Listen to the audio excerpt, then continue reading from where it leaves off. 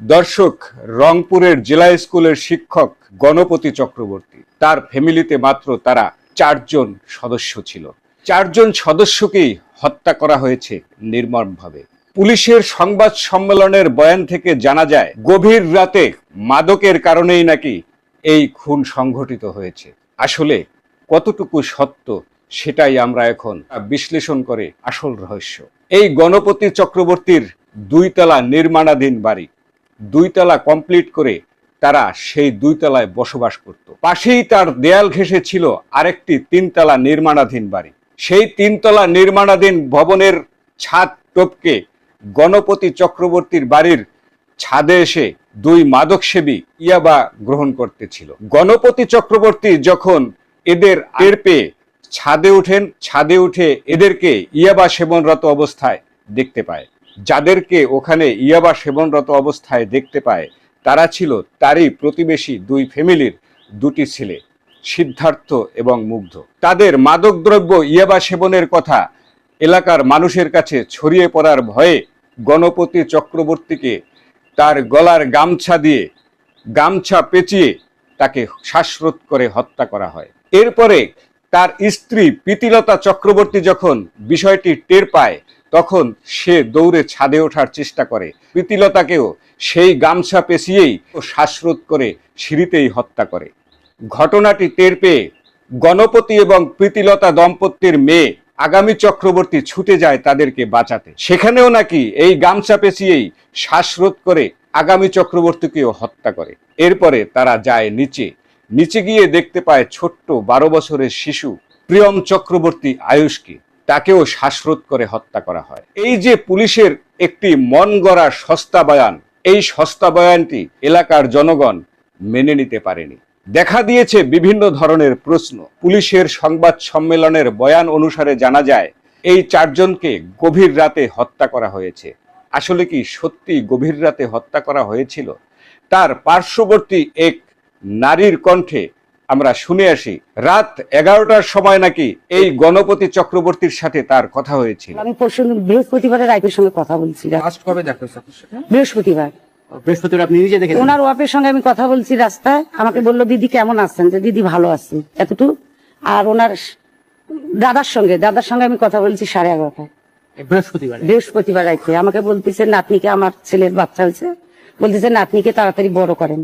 রাত 2:55 আগামী চক্রবর্তী তার এক বয়ফ্রেন্ডকে মেসেজ পাঠিয়েছিল, ঘুমাইছিস? অর্থাৎ 3টা পর্যন্ত তারা জীবিত ছিল। শুক্রবার ভোর 5:50 আরেকটি তার মোবাইল থেকে মেসেজ পাঠানো হয়, যেখানে লেখা ছিল, আমার বাসায় কারেন্ট নাই সারা রাত, বিদ্যুতের কি যেন নষ্ট হয়েছে, সবার বাসায় কারেন্ট আছে, আমার বাসায় কারেন্ট নাই, সারা রাত জাগলাম। তার মানে শুক্রবার সকাল পর্যন্ত ফ্যামিলির 4 জন সদস্যই সম্পূর্ণ সুস্থ ছিলেন, অক্ষত অবস্থায় জীবিত ছিলেন। শুধু বিদ্যুৎ ছিল না, বিদ্যুতের লাইন সংযোগ বিচ্ছিন্ন করা হয়েছে। অথচ পুলিশের সংবাদ সম্মেলনের বয়ান অনুসারে এদেরকে নাকি হত্যা করা হয়েছে গভীর রাতে। এই হত্যাকাণ্ডের বর্ণনা দিতে গিয়ে একজন পুলিশ অফিসার আবেগে আপ্লুত হয়ে কেঁদেও ফেলেছিলেন। চলুন দেখে আসি সাবেক গোয়েন্দা প্রধান মনিরুল ইসলাম এই কাদার বিষয়ে কি বলে, সেটি আসল ছিল নাকি অভিনয় ছিল।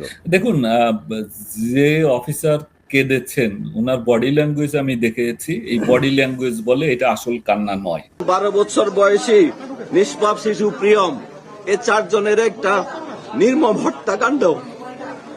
আজকে আপনাকে আমি বলতে পারি, আমার ছোট সন্তানটার বয়সী এই প্রিয়ম, আমি আবেগে আপ্লুত হয়ে যাই। এটা আসল কান্না বলে আমার মনে হয়নি। কাজেই এই কান্নাটা আসলে কোনো ভালো কর্মকর্তা সুলভ বা অফিসার সুলভ কোনো আচরণ সেটাও না। অবশ্যই আমরা যারা পুলিশ অফিসার ছিলাম বা যারা পুলিশে চাকরি করে তারাও মানুষ, তাদেরও সমস্ত ধরনের ফিলিংস গুলো আছে, মায়া মমতা, তারপরে দুঃখ কষ্ট সবই আছে। কিন্তু যে কান্নাটা দেখেছি এটা আমার কাছে জেনুইন কান্না বলে মনে হয়নি। এই সংবাদ সম্মেলন থেকে আরো জানা যায়, হত্যাকারীরা প্রিয়ম চক্রবর্তী আয়ুষকে মারার পরে ফ্রিজ থেকে বের করে শসা খেয়েছে, খেজুর খেয়েছে, রান্নার কিছু খাবারও খেয়েছে। বাথরুমে গিয়ে তারা গোসল করেছে, তারপরে আবার সেখানে বসে আরেকটি ইয়াবাও খেয়েছে। দর্শক, শুধুই কি ইয়াবা সেবনের কারণেই এই হত্যাকাণ্ডটি ঘটেছে, নাকি এর পেছনে রয়েছে বড় কোনো সন্ত্রাসী গোষ্ঠীর আঁতাত? মুগ্ধ আর সিদ্ধার্থ, তাদের গড়ন ছিল লিকলিকে চেহারা। এই দুজন ব্যক্তি কি একটি ফ্যামিলির সুস্থ সবল সুঠাম দেহের অধিকারী ফ্যামিলির 4 জনকে হত্যা করতে পারে? কি করে তাদের পক্ষে সম্ভব ছিল? প্রশ্ন উঠেছে, তদন্ত কর্মকর্তার গায়ের শার্ট কিভাবে এই আসামির গায়ে গেল? ডাক দিয়ে দিছি তখন এক কালার গেঞ্জি ছিল, এক কালার গেঞ্জি ঘিয়া কালারের, এরকম কাছে ঘিয়া কালারের একটা গেঞ্জি গায়ে দিয়ে নিয়ে গেছে, এটুকু আমি বলবো। যে শার্টটা দেখা গেছে ওই শার্টটা ছিল না না, ওটা কি ওই কালারের শার্ট কি আপনার ছেলের আছে? না কখনোই ছিল না। না না। আশেপাশে বাড়ির সিসিটিভি ফুটেজ সংরক্ষণ করে সেখানে দেখা গিয়েছে এই গণপতি চক্রবর্তীর বাড়ির ভিতরে তাদের 4 জনের লাশ যখন তদন্ত করা হয়, সেই মুহূর্তে সিদ্ধার্থ বাসার সামনের গলিতেই হাঁটাচলা করছিল। এখন প্রশ্ন হচ্ছে, খুনের পর তো তাদের পালিয়ে যাওয়ার কথা ছিল। দর্শক, সংবাদ সম্মেলনে পুলিশের বয়ানের সাথে বাস্তবতার কোনো মিল খুঁজে পাওয়া যাচ্ছে না। বাসার বিদ্যুতের লাইন কারা বিচ্ছিন্ন করলো? বাসার ছাদে ইয়াবা খেতে এসে মাদক সেবনকারী ওই বাসার বিদ্যুতের লাইন অবশ্যই বিচ্ছিন্ন করবে না। তাহলে ওই বাসার বিদ্যুতের লাইন কেন বিচ্ছিন্ন করা হয়েছিল? অর্থাৎ যারা হত্যাকারী তারা পূর্ব পরিকল্পিতভাবেই ওই বাসার ছাদে অবস্থান করছিল দীর্ঘক্ষণ ধরে, এবং পূর্ব পরিকল্পনা অনুসারে ওই বাসার বিদ্যুতের লাইন বিচ্ছিন্ন করে দিয়েছিল। পুলিশ বলেছে তাদেরকে হত্যা করার পরে তাদের মুখমণ্ডল ঝলসে দেওয়া হয়েছে, কিন্তু ধর্ষণের কোনো আলামত পাওয়া যায়নি। এচএ টিভির প্রতিবেদনে বলা হয়েছে রংপুরে নিহত পরিবারের 4 জনের মুখ ঝলসানো ছিল। ওটিএন বাংলা একটি অনুসন্ধানমূলক প্রতিবেদনে লিখেছে 2 চোখ ছিল না আগামী চক্রবর্তীর, ঘাড়ে ছিল কোপের আঘাত, শরীরে ছিল না পোশাক। এই লাশগুলো ময়না তদন্তের সময় যে ডাক্তার ছিলেন সেই চিকিৎসক নিজে কি বলেছে একটু শুনুন। বডি থেকে যে সব স্যাম্পেলগুলি রাখা যায় সিআইডির জন্য, সেসব স্যাম্পেলগুলি আমরা রেখেছি। আমরা এটা সিআইডি ল্যাবে পাঠাবো। না, এরকম কিছু পাওয়া যায়নি। চোয়াল কোনো ভাঙার সাইন আমরা পাইনি। না, এটা মানে পচে যাওয়ার কারণে এরকম দেখা যাচ্ছে, কোনো অ্যাসিড বা কোনো কিছু ব্যবহার করা হয়নি। কারণ তো স্পষ্ট বলা মুশকিল, এটা সেন্সিটিভ ইস্যু, আমরা যেন সেভাবেই কথা বলি। তবে এটা হত্যাকাণ্ড এটুকু বলা যেতে পারে, ঠিক আছে, এটুকু। আর অন্যান্য বিষয়ে আর আমরা না বলি। দর্শক, উনি বলেছেন এই হত্যাকাণ্ডটি শুধু নিছকই একটি হত্যাকাণ্ড। এই যে চিকিৎসক, উনি নিজেও অনেক কিছু এড়িয়ে গেছে, হয়তো ভয় ভীতির কারণে, যেটা তার কথায় তার যে ভিতরে একটি ভয় ছিল, সেই ভয়ের রূপ ভিতর থেকেই ভেসে উঠেছিল তার মুখমণ্ডলে। দর্শক, এবারে আসি, ময়না তদন্তের সময় যে ডোম এই লাশগুলো কেটেছে তার মুখে একান্ত আলাপে কিছু বক্তব্য দিয়েছে, যেগুলো গোপন ক্যামেরায় ভিডিও আকারে ধারণ করা হয়েছে।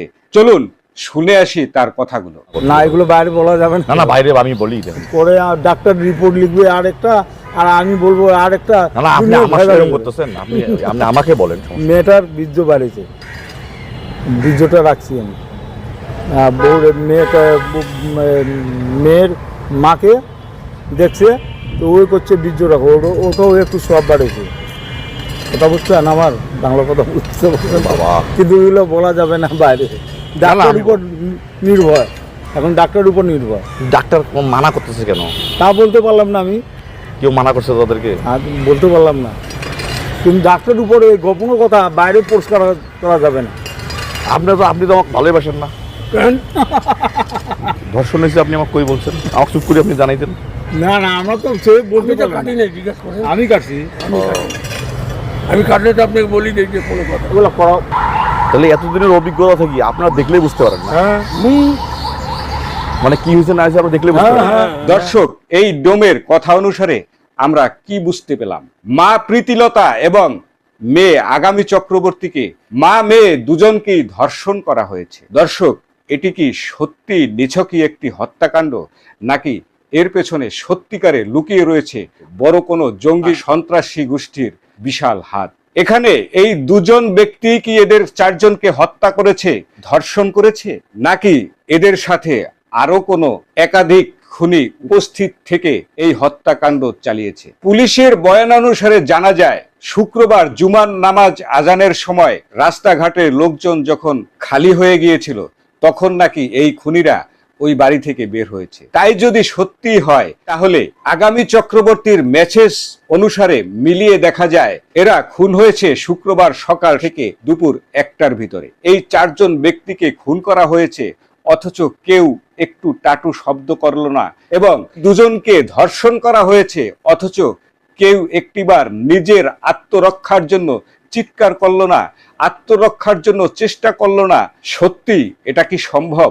মা আর মেয়ে 2 জনকেই ধর্ষণ করা হয়েছে, অথচ পুলিশ এবং পোস্টমর্টেমের যে চিকিৎসক তারা ধর্ষণজনিত ব্যাপারটি সম্পূর্ণ এড়িয়ে গেছে। দর্শক, পুলিশের বয়ানের সাথে বাস্তবতার কোনো মিল খুঁজে পাওয়া যাচ্ছে না। কেন তারা এগুলো স্পষ্ট প্রকাশ করলো না? কাকে বাঁচানোর জন্য এই জজমিয়া নাটক মঞ্চস্থ করা হচ্ছে যদিও আমরা জানি না, কিন্তু এর পিছনে যে বড় কোনো আতাত রয়েছে সেটা আমরা স্পষ্ট বুঝতে পারছি। এই হত্যাকাণ্ডটি বিশ্লেষণ করলে যদি আমরা একটু পিছনের দিকে ফিরে তাকাই, তাহলে ইতিহাস ঘাটলে দেখা যায় এই হত্যাকাণ্ডের সাথে তৌহিদি টেকনিক নামে পরিচিত একটি রাজনৈতিক ও সামরিক ইঙ্গিত বহন করে।